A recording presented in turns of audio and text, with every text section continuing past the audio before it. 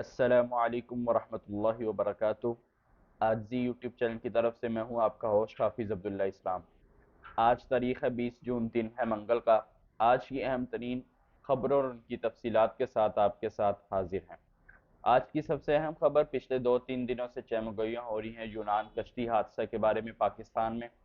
اس میں ایک بڑی پیش رفت ہوئی ہے، اور وہ پیش رفت یہ ہے کہ پاکستان میں انسانی سمگلرز کے خلاف بڑا ایکشن، یونان کشتی حادثے کے مرکزی ملزم کو گرفتار کر لیا گیا۔ اسلام آباد میں وفاقی تحقیقی ادارے ایف آئی اے نے انسانی سمگلروں کے خلاف بڑا ایکشن کرتے ہوئے یونان کشتی حادثے کے مرکزی ملزم کو گرفتار کر لیا۔ یعنی پاکستان کے جو افراد ڈبوئے تھے یا ڈوبے تھے، ان کو جو لے جانے والے افراد تھے ان کے خلاف ایکشن کیا جا رہا ہے ایف آئی اے کی طرف سے۔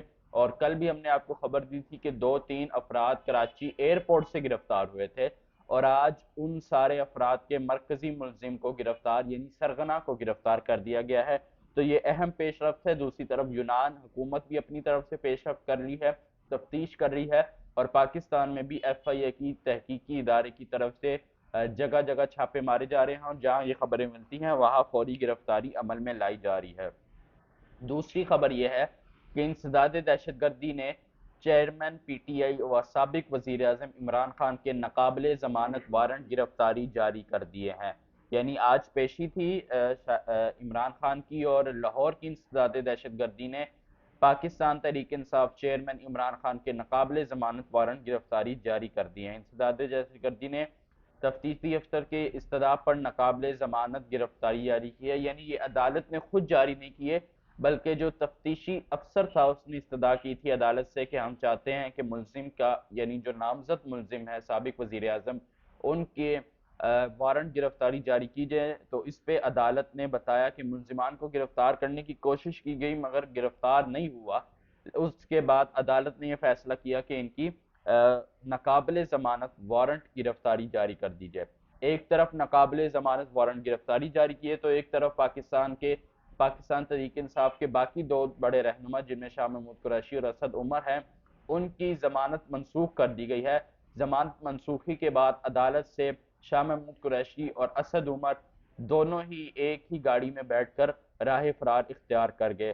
پی ٹی آئی کے رہنما شاہ محمود قریشی، اسد عمر، اور اسی طرح اسد کیسر کی بھی ضمانت درخواست خارج کر دی گئی، لیکن اس وقت جو عدالت میں موجود تھے اسد عمر اور شاہ محمود قریشی، وہ دونوں ایک ہی گاڑی میں بیٹھ کر فرار ہو گئے۔ ایڈیشنل سیشن جج ظاہر عباس سپرا نے درخواستوں پر محفوظ فیصلہ سناتے ہوئے یہ ضمانت خارج کی، اور اس کے علاوہ ایک اور خبر لاہور سے آئی، اینٹی کرپشن عدالت نے پرویز الہی کی ضمانت منظور کر لی۔ اس سے بڑی خبر یہ ہے کہ اینٹی کرپشن نے پرویز الہی کو دوبارہ گرفتار نہ کرنے کا فیصلہ کیا گیا ہے۔ جو ان پر الزامات تھے بھرتیوں کے متعلق، ان کے خلاف ان کو گرفتار کیا۔ 2 دن پہلے چودھری شجاعت کی ان کے ساتھ ملاقات ہوئی۔ چودھری شجاعت نے اسٹیٹمنٹ جاری کیا کہ آج بھی پرویز الہی ہماری جماعت میں شامل ہے۔ اس کے بعد یہ گرفتاری عمل میں ضمانت منظور کر لی گئی، اور سب سے بڑی بات کہ جہاں دوسرے جو گرفتار سیاسی رہنما ہیں ان کو ضمانت کے فوری بعد گرفتار کر لیا جاتا ہے، وہیں دوسری طرف پرویز الہی کو اینٹی کرپشن نے یہ فیصلہ کیا ہے کہ دوبارہ گرفتار نہیں کیا جائے گا۔ اسی طرح ٹائٹینک کا ملبہ جو ڈوبا تھا کافی سال پہلے، ان کو ڈھونڈنے کے لیے آبدوز بھیجی گئی تھی، جن میں 2 پاکستانی بھی شامل تھے، اور وہ آبدوز بھی اس وقت لاپتہ ہے۔ بحیرہ کیانوس میں غرقاب ٹائٹینک کے ملبے کی سیاحت کے لیے جانے والی آبدوز میں 2 پاکستانی بھی شامل تھے۔ برطانوی میڈیا کے مطابق 111 سال قبل غرق ہونے والی ٹائٹینک کے ملبے کی تلاش کے لیے آبدوز بھیجی گئی۔ اس آبدوز کی آکسیجن 96 گھنٹے تھی، اور یہ ملبہ ڈھونڈنے کے لیے جو افراد گئے تھے ان میں 2 پاکستانی بھی شامل تھے۔ بجائے اس کے کہ ملبہ ڈھونڈتے، یہ آبدوز بھی اس وقت لاپتہ ہے، اور یہ آبدوز کینیڈا کے جزیرے نیو فاؤنڈ لینڈ سے روانہ ہوئی تھی، اور اس کے بعد یہ آبدوز 1 گھنٹہ 25 منٹ کے بعد ہی یہ آبدوز لاپتہ ہو گئی۔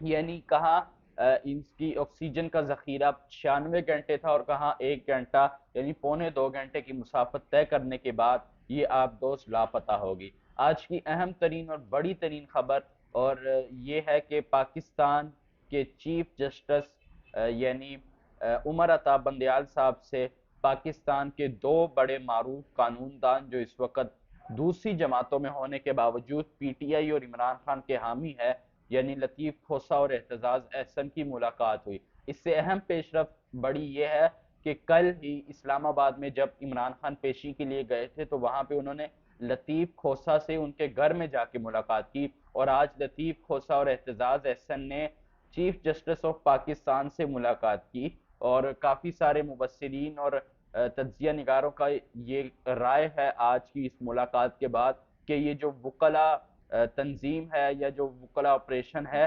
یہ حکومت کی گلے کی ہڈی بن سکتا ہے۔ یہ ایک آج کافی سارے وکیلوں نے خطاب کرتے ہوئے کہا کہ اگر ہمارے ساتھ پنگا لیا جائے گا تو ہم پیچھے نہیں ہٹیں گے، ہم اور خطرناک ہو کے عمران خان کا ساتھ دیں گے اور آپ کا مقابلہ بھی کریں گے۔ بلکہ ایک وکیل کی گفتگو میں سن رہا تھا، ان کا کہنا تھا کہ یا تو اب یہ رہیں گے یا ہم رہیں گے، یعنی یا اب ہم مریں گے یا یہ مریں گے، یعنی ڈو اور ڈائی جیسی سچویشن اس وقت اس موڑ پر اختیار کر لی گئی ہے۔ وکیلوں اور جو پی ڈی ایم کی حکومت کے درمیان اس وقت جنگ ہو رہی ہے۔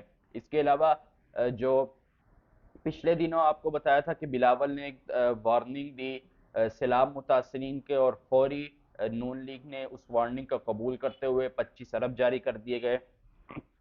پچھلے ہفتے سے یہ خبریں گردش کر رہی تھی کہ chairman P C B Najam Sethi جو کہ نون لیگ کے اہم کارکن ہیں یا اہم رہنما سمجھے جاتے ہیں یا اہم جو ان کے تجزیہ نگار ہیں وہ سمجھے جاتے ہیں، وہ اس وقت چیئرمین پی سی بی تھے دوسری تیسری دفعہ۔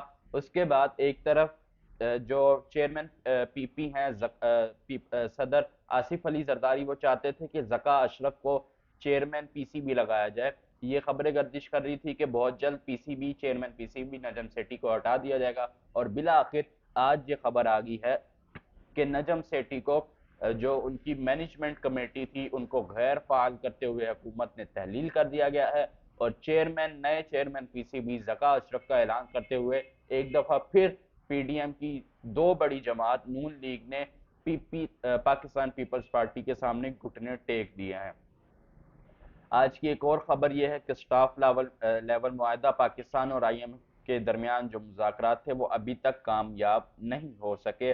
معاہدہ ختم ہونے میں صرف 10 روز باقی ہے۔ ان 10 روز میں اگر تو مذاکرات کامیاب ہو جاتے ہیں تو آئی ایم ایف وہ ریلیف پیکج پاکستان کے لیے جاری کر دے گا، لیکن اگر ان 10 دنوں میں مذاکرات کامیاب نہیں ہوتے، مذاکرات کے متعلق کوئی پیش رفت نہیں ہوتی، تو پھر یہ جو ریلیف پیکج ہے وہ پاکستان کے لیے جاری نہیں کر دیا جائے گا۔ آج کی آخری اور اہم ترین خبر یہ ہے کہ چند مہینوں پہلے پشاور پولیس لائنز میں ایک حملہ ہوا تھا، جو کہ بالکل جو پولیس تھانے سے متصل ایک مسجد تھی، وہاں پہ حملہ ہوا تھا۔